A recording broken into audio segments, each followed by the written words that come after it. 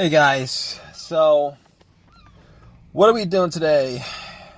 I'm in a bit of a sticky situation here.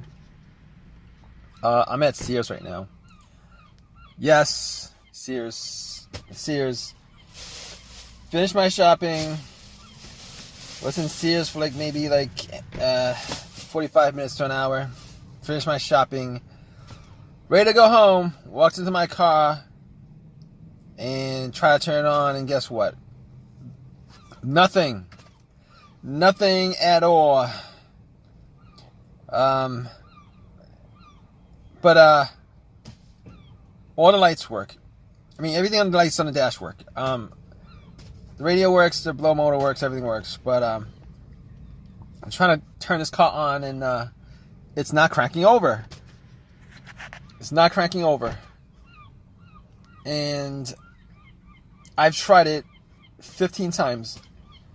Back and forth. I tried it 15 times, and it won't crank over. So, basically, what I did was I went out and I checked my headlights. I was thinking the battery.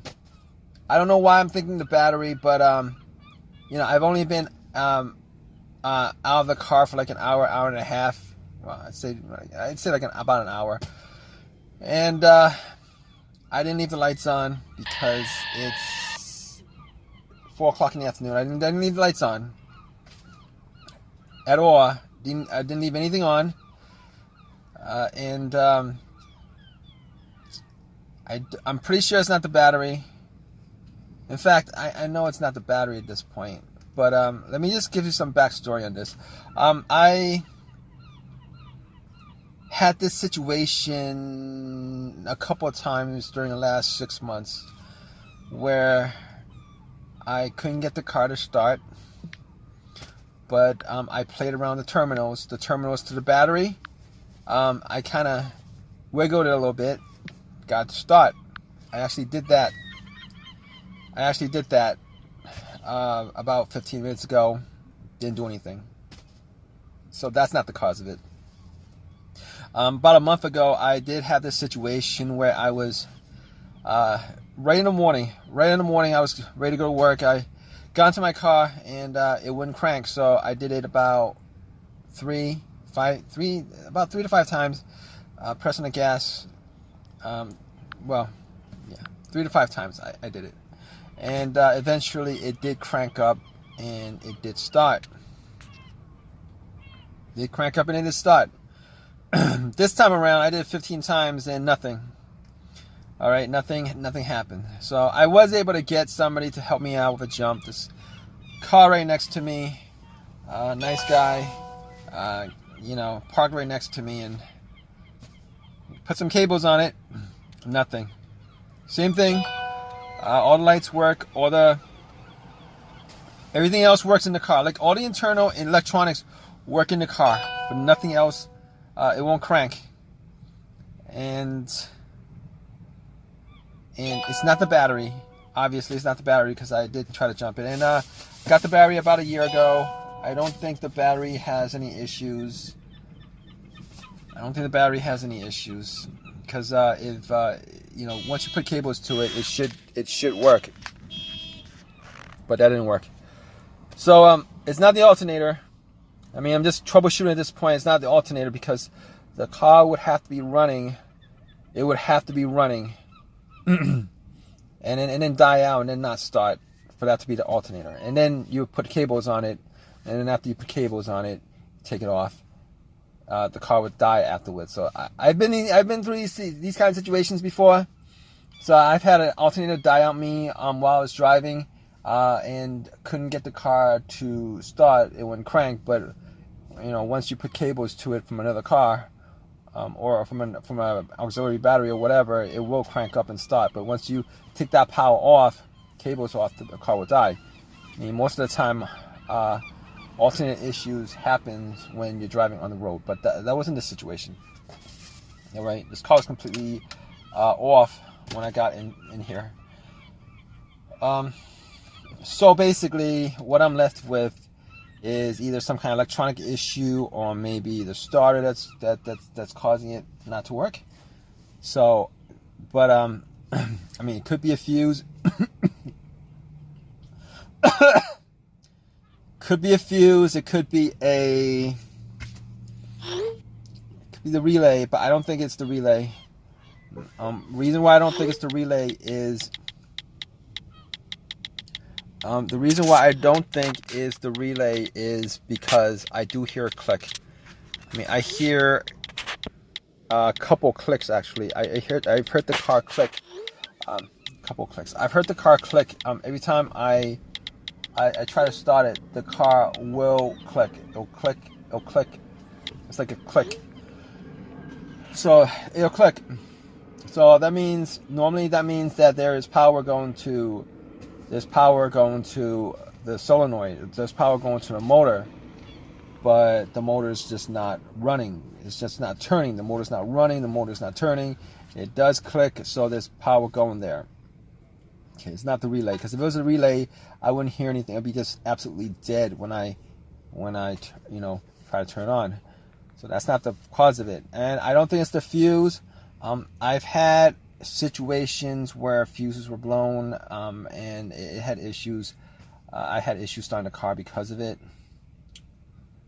But it's not that either, and I know it's not because, well, fuses and cars not starting. There's most of the time there's normally two ways you can figure that out. One way is if the car cranks but won't start. I mean, well, if the car cranks but won't turn over, it might be the fuse. It might be the fuse, not 100% the fuse, but it could be a couple other things. But one of the fuse would be one of those issues. Or if there is no electricity at all going to the car, like you won't have any kind of lights at all. It'll be like if it was disconnected from the battery, nothing at all. So if that's the case, then it could be a fuse, a blown fuse, a main fuse or whatever, but that's not the case here, because I am getting a lot, electricity. I am getting everything works except it won't crank over. That's the problem. So my only option after this is to bump the starter, which I will do. I will bump the starter, see if I could get it to work one last time, and if it does turn over after I hit it with a crowbar, which I do have a long crowbar. I'm going to try to hit it with a long crowbar and see if it does work. That's pretty much my last option at this point after troubleshooting all of this.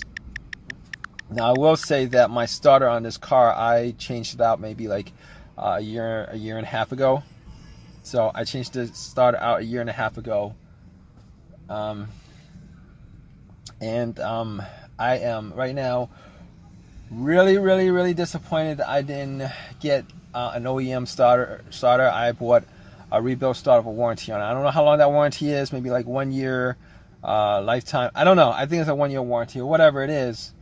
But if you guys know anything about rebuild starters, they're not 100% the most reliable things you could buy as far as the starters are concerned. Reason being is that when they rebuild these starters, they only rebuild the part that's broken. Every other part works. Every other part works.